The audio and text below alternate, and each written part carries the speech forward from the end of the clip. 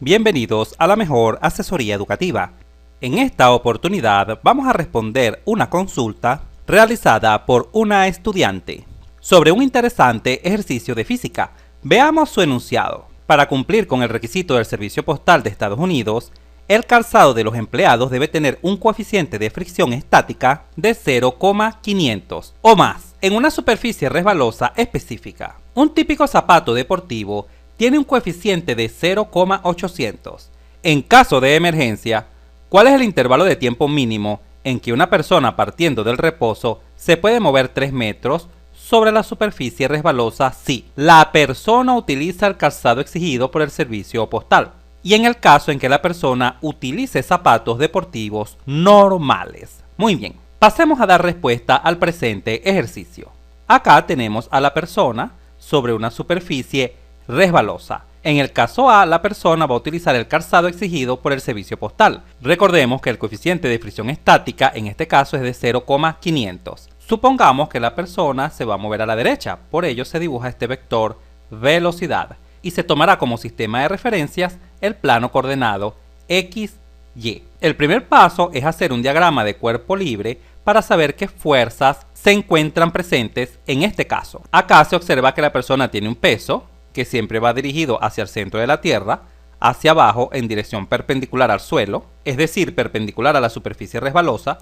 El peso de una persona siempre se puede calcular de esta manera, masa por gravedad. También tenemos la fuerza normal, que es la fuerza que ejerce la superficie resbalosa sobre la persona. Esta va dirigida perpendicularmente hacia arriba. También tenemos la fuerza que la persona ejercerá hacia la derecha para comenzar a desplazarse. Y acá observamos la fuerza de roce estática, que siempre va en sentido contrario al movimiento. Tal como ya se indicó, suponiendo que la persona se va a mover a la derecha, entonces la fuerza estática va en sentido contrario, hacia la izquierda. Por ello se ha dibujado acá. El siguiente paso es realizar la sumatoria de fuerzas con respecto al eje X y eje Y. La sumatoria de fuerzas en X sería esta fuerza menos esta fuerza de roce, ya que está en sentido contrario a la fuerza F mayúscula. Y esa sumatoria es igual a 0 porque se nos indica que al principio la persona está en reposo. La sumatoria de fuerzas en Y, es decir, la sumatoria de las fuerzas verticales, serían la normal, que apunta hacia arriba, menos el peso, que apunta hacia abajo. Acá se visualiza. También esta sumatoria de fuerzas es igual a 0 porque la persona no tiene ningún tipo de movimiento vertical. Al despejar F de la primera ecuación, se obtiene que F es igual a la fuerza de roce. Y al despejar la normal de la segunda ecuación, se obtiene que la normal es igual a la masa por la gravedad. Ahora bien, ¿cómo calculamos la fuerza de roce? La fuerza de roce es igual a nu por la normal, es decir, el coeficiente de roce estático, que es nu, por la normal. Pero la normal ya la conocemos, acá está, vale mg, y el coeficiente de roce en este caso vale 0,500. Al sustituir estos valores se obtiene que la fuerza de roce es igual a 0,500 por mg. Muy bien, también se sabe que la fuerza F mayúscula será igual a la masa por la aceleración cuando la persona comience a moverse. Pero de la ecuación 1, esta fuerza F mayúscula es igual a la fuerza de roce. Y la fuerza de roce ya la conocemos, es igual a 0,500 por mg. Fija tu atención en esta igualdad.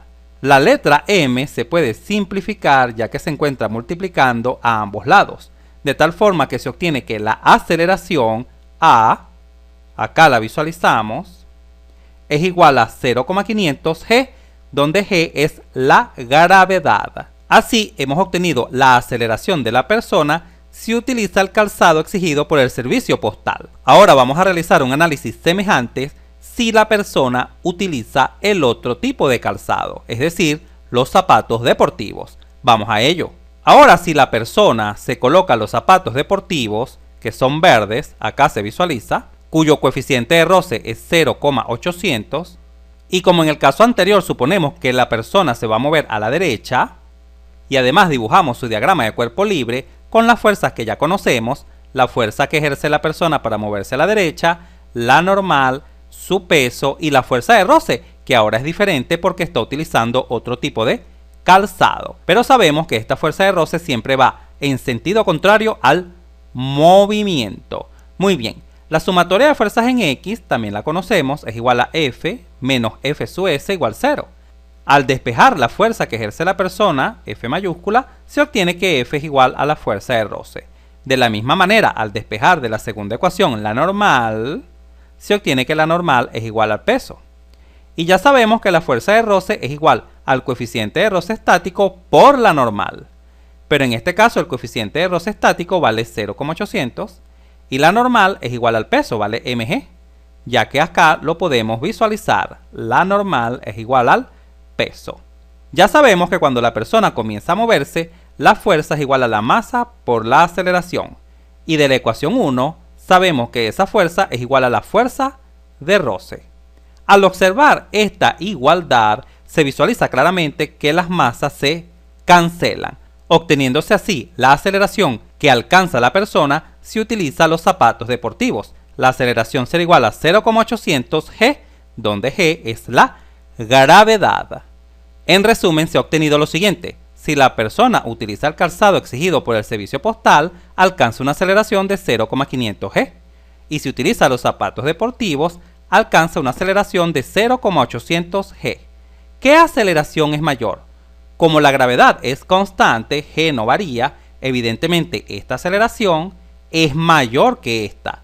La persona camina más rápido si utiliza el calzado deportivo. Ahora bien, recordando que la aceleración se calcula como la variación de la velocidad con respecto a la variación del tiempo, al intervalo de tiempo que demora la persona en recorrer cierta distancia, podemos analizar lo siguiente. El enunciado nos exige obtener el intervalo de tiempo mínimo, el menor posible. Y como delta t se encuentra en el denominador, es inversamente proporcional a la aceleración. Es decir, si la aceleración aumenta, el intervalo de tiempo disminuye. Y viceversa, si la aceleración disminuye, el intervalo de tiempo aumenta, porque son inversamente proporcionales. Así pues, si se desea obtener un menor intervalo de tiempo, es decir, que la persona camine más rápido, debemos tomar la mayor aceleración, es decir, la máxima aceleración, que ya sabemos que es esta, 0,800 g. En conclusión, podemos afirmar que para los zapatos deportivos se tiene el menor intervalo de tiempo, ya que justamente la aceleración obtenida con los zapatos deportivos es la mayor. Como ya conocemos la aceleración de la persona, analicemos lo siguiente. La persona va a caminar una distancia de 3 metros. Vamos a suponer que va a caminar a la derecha. Acá observamos el eje X y la persona comienza a caminar desde el origen de coordenadas a través de una superficie resbalosa. Sabemos que esta es la ecuación que se cumple en un movimiento uniformemente acelerado, donde x es la distancia final recorrida, x sub 0 es la distancia inicial, v sub 0 es la velocidad inicial, t representa el tiempo y a representa la aceleración. Al sustituir los datos del problema, se obtiene lo siguiente. Cuando la persona ya ha recorrido 3 metros, x es igual a 3 metros, que es la distancia final. La posición inicial es 0, ya que parte del origen de coordenadas. Como se nos dice que la persona parte del reposo, su velocidad inicial es 0. Por ello, acá se visualiza un 0. Y la aceleración con que se mueve la persona, también la conocemos, es 0,800 g. Recuerda que se tomó la mayor aceleración para obtener el menor intervalo de tiempo posible. Muy bien, de esta igualdad podemos despejar el tiempo. Simplemente este 2 que está dividiendo pasaría multiplicando. 2 por 3 es igual a 6, acá se visualiza. Y este 0,800 g que está multiplicando pasaría dividiendo. Y este cuadrado se transforma en la raíz cuadrada de esta expresión. Finalmente, el intervalo de tiempo buscado será el siguiente.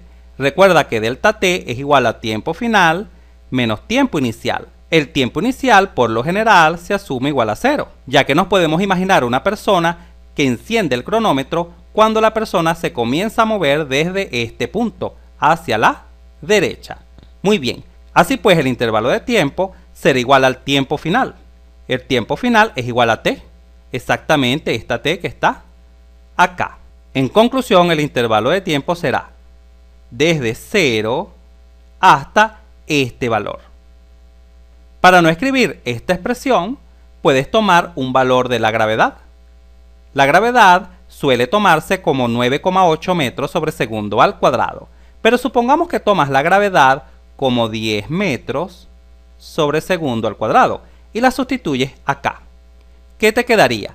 10 por 0,800, eso da 8, es decir, 6 sobre 8 la raíz cuadrada.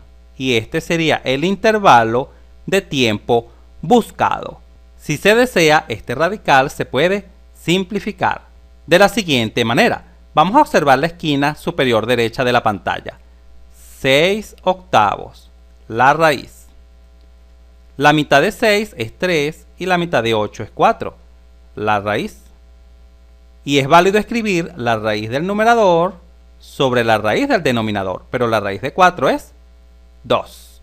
Al realizar esta operación en una calculadora se obtiene un valor aproximado de 0,87. Así, para una gravedad de 10, nuestro intervalo mínimo de tiempo sería 0,87 segundos. Este sería el intervalo mínimo de tiempo que la persona demoraría en desplazarse 3 metros sobre la superficie resbalosa utilizando zapatos deportivos que poseen un coeficiente de roce estático igual a 0,800. Si este video te fue útil, suscríbete a nuestro canal, así nos ayudas a crecer. Si te gustó, dale un like, y si conoces a alguien, algún compañero, amigo o familiar que le pueda servir esta información, por favor compártela.